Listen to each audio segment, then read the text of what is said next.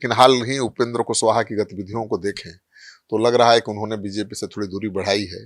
जैसे बांकीपुर उपचुनाव में ना कुशवाहा दिखे न दीपक प्रकाश दिखे। उपेंद्र कुशवाहा 9 जुलाई को अभिषेक कुमार बंटी के नामांकन समारोह में जरूर शामिल हुए थे, लेकिन बंटी ने नाम वापस ले लिया। उसके बाद प्रत्याशी बने नीरज कुमार सिन्हा और उनके प्रचार में उपेंद्र कुशवाहा कहीं दिखाई नहीं दिए।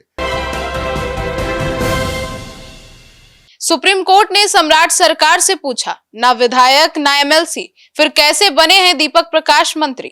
नमस्कार, आप देख रहे हैं सिटी पोस्ट लाइव, मैं हूं सृष्टि राज। सुप्रीम कोर्ट की तल्ख टिप्पणी के बाद एक बार फिर से चर्चा में है राष्ट्रीय लोक मोर्चा अध्यक्ष उपेंद्र कुशवाहा के बेटे दीपक प्रकाश। बिहार सरकार में कब तक मंत्री बने रहेंगे, ये बड़ा सवाल है। अब कोर्ट ने सम्राट सरकार से जवाब भी मांगा है, तो क्या अब दीपक प्रकाश के पास इस्तीफा देने की आखिरी विकल्प है? अब जानने के बाद भी कुशवाहा बेटे से इस्तीफा क्यों नहीं दिलवा रहे हैं सम्राट, और तमाम सवालों का जवाब देने के लिए हमारे साथ मौजूद हैं chief editor Shrikant Pratyush sir. Supreme court ने दीपक प्रकाश के बारे में क्या कुछ कहा? देखिए, इस मामले पर 30 जुलाई को सुनवाई करते हुए मुख्य न्यायाधीश सूर्यकांत और जस्टिस वी मोहना की पीठ ने बिहार सरकार से स्पष्ट करने को कहा है कि बिना चुनाव जीते 6 महीने की अनिवार्य अवधि बीत जाने के बाद भी कोई मंत्री अपने पद पर कैसे बना रह सकता है। Chief justice of India Suryakant ने कहा कि यह पूरी तरह से कानून से जुड़ा सवाल है। राज्य सरकार को यह समझाना होगा कि बिना निर्वाचित हुए कोई मंत्री 6 महीने से ज्यादा समय तक अपने पद पर कैसे बना रह सकता है। अगली सुनवाई 4 अगस्त को होगी, लेकिन उसके पहले तो सरकार को जवाब भी देना है। सर, तो क्या दीपक प्रकाश के पास सिर्फ इस्तीफा देना ही विकल्प बचा है?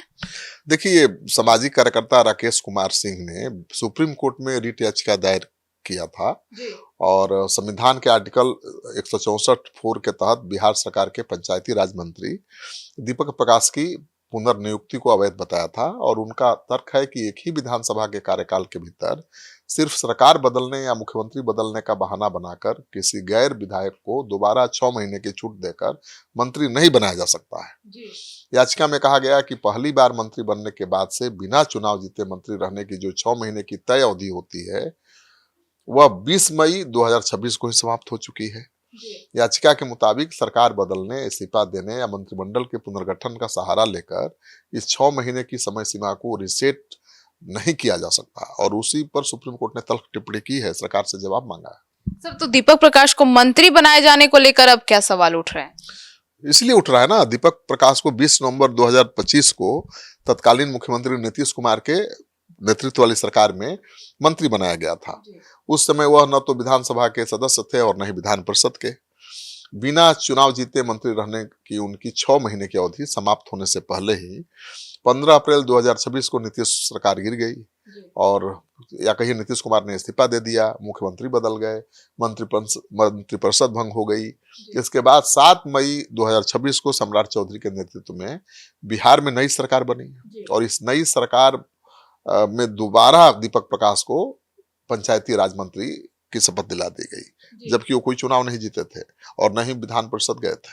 सर, तो इस संबंध में संविधान क्या कहता है?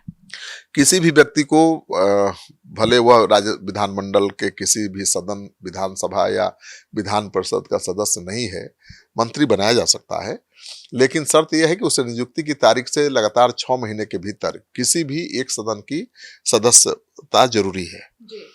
यदि वह ऐसा नहीं कर सका तो उसे 6 महीना पूरा होते ही मंत्री पद छोड़ना होता है या उसका मंत्री पद स्वतः समाप्त हो जाता है।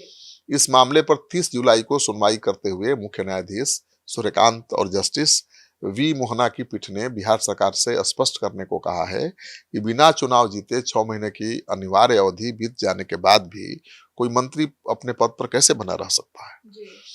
चीफ जस्टिस सूर्यकांत ने कहा कि यह पूरी तरह से कानून से जुड़ा सवाल है।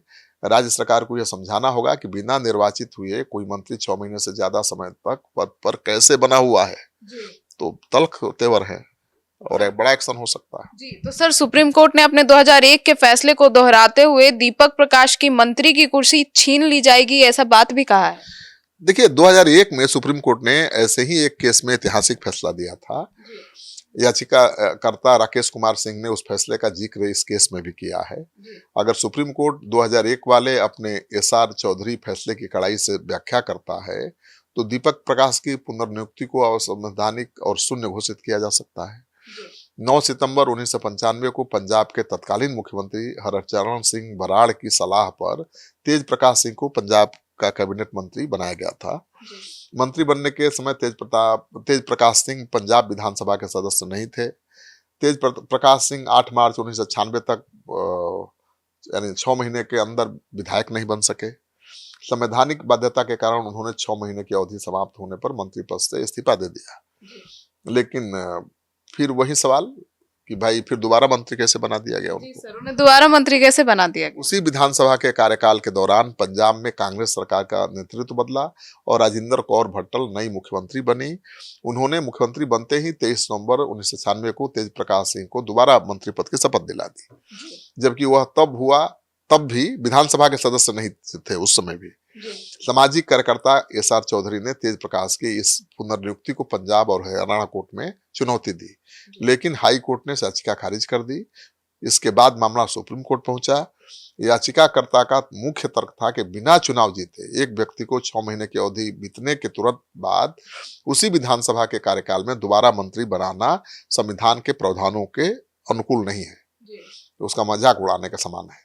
सुप्रीम कोर्ट में लंबी सुनवाई चली और 17 अगस्त 2001 को सुप्रीम कोर्ट ने अपने फैसले में पंजाब सरकार के इस कदम को असंवैधानिक ठहराया और फटकार भी लगाई। सुप्रीम कोर्ट की 3 जजों की पीठ ने कहा कि भारत में एक जनप्रतिनिधि और जिम्मेदार लोकतांत्रिक सरकार है। जनता के चुने गए प्रतिनिधि ही शासन चलाने के हकदार हैं। बिना चुनाव जीते किसी व्यक्ति को बार बार पिछले दरवाजे से मंत्री बनाना जनता के जनादेश और लोकतांत्रिक सिद्धांतों का अपमान है। तो वैसा ही फैसला दीपक प्रकाश के केस में भी आ सकता है ना भाई जी। तो मतलब सुप्रीम कोर्ट के इस ऐतिहासिक निर्णय के बाद देश में स्थापित कानून बन गया है और कोई भी गैर विधायक या गैर सांसद जो व्यक्ति है वो बिना चुनाव जीते इतने दिनों तक पद पे नहीं बैठ सकता। नहीं रह सकता। 6 महीने से ज्यादा कोई नहीं रह सकता है अपने मंत्री पद पर। यदि वह इस अवधि में सदन का सदस्य नहीं बनता है तो उसे इस्तीफा देना होगा और उसी सदन के कार्यकाल में वह दोबारा मंत्री नहीं बन सकता है। तो सदन का कार्यकाल तो वही है जो पहले था। पहला ही सदन है ना भाई, कोई नया चुनाव तो हुआ नहीं है। फिर तो सब कुछ जानने के बाद भी उपेंद्र कुशवाहा के बेटे से इस्तीफा क्यों नहीं दिलवाया गया? देखिए, उपेंद्र कुशवाहा ने सार्वजनिक तौर पर कहा कि दीपक प्रकाश 2-4 महीने के लिए नहीं बल्कि 2030 तक पूरा कार्यकाल करने के लिए मंत्री बने हैं। वह सिर्फ हमारी पार्टी की मर्जी से नहीं, एनडीए की सहमति से बने हैं। दरअसल हाल में हुए बिहार विधान परिषद चुनाव में बीजेपी ने अपने कोटे से दीपक प्रकाश को उम्मीदवार नहीं बनाया, जिससे कुशवाहा नाराज भी हैं। कुशवाहा जानते हैं कि बिहार में आगामी विधानसभा चुनाव को देखते हुए लौकुश समीकरण बीजेपी के लिए कितना अहम है। वह मंत्री पद को इतनी आसानी से छोड़कर अपनी राजनीतिक ताकत को कम नहीं करना चाहते हैं और शायद यही वजह है कि उन्होंने अभी तक बेटे को इस्तीफा नहीं दिलवाया है। जी। तो सर, ऐसे में क्या कुशवाहा बीजेपी से नाराज भी हैं? अभी और भी ज्यादा नाराजगी दिख रही है? कुछ नहीं कहा जा सकता है, लेकिन हाल ही उपेंद्र कुशवाहा की गतिविधियों को देखें तो लग रहा है कि उन्होंने बीजेपी से थोड़ी दूरी बढ़ाई है। जैसे बांकीपुर उपचुनाव में ना कुशवाहा दिखे न दीपक प्रकाश दिखे। उपेंद्र कुशवाहा 9 जुलाई को अभिषेक कुमार बंटी के नामांकन समारोह में जरूर शामिल हुए थे, लेकिन बंटी ने नाम वापस ले लिया। उसके बाद प्रत्याशी बने नीरज कुमार सिन्हा और उनके प्रचार में उपेंद्र कुशवाहा कहीं दिखाई नहीं दिए। और इससे इतर एनडीए के हर नेता ने प्रचार किया। जिन्होंने प्रचार नहीं किया, लेकिन प्रचार तो नहीं किया उपेंद्र कुशवाहा ने और दीपक प्रकाश ने, उन्होंने अपने एक्स पर भी पोस्ट नहीं डाला नीरज कुमार सिन्हा के पक्ष में। तो लगता है कि नाराजगी है उपेंद्र कुशवाहा की बीजेपी से। तो आप देखिए सुप्रीम कोर्ट का क्या फैसला आता है। तो सुना आपने। तो अब दीपक प्रकाश को लेकर आपकी क्या राय है कमेंट सेक्शन में जरूर बताइएगा। धन्यवाद।